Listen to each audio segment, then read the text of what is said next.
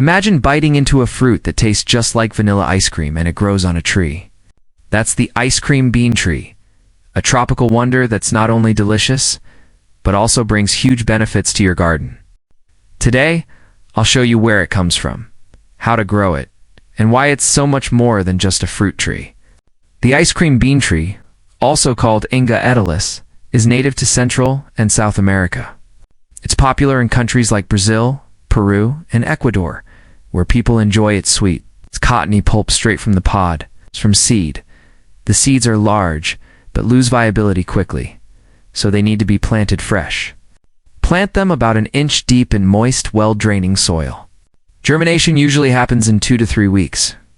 From sapling, buying a young tree from a nursery is faster.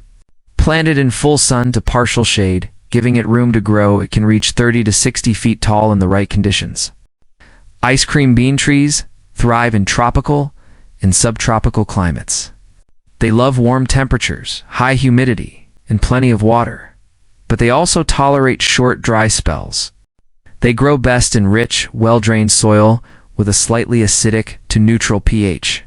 These trees grow fast, so regular pruning helps keep them manageable and encourages stronger branches. Mulching around the base helps retain moisture, and light fertilization with organic compost boosts growth. The ice cream bean tree isn't just about the sweet pods. It's also a nitrogen-fixing tree, meaning it improves soil fertility by enriching it naturally. Farmers often use it for shade, erosion control, and as a companion tree for crops like coffee and cacao. So whether you grow it for the pods, the shade, or the soil benefits, the ice cream bean tree is a true gift of nature. Would you plant one in your garden if you could? Let me know in the comments below.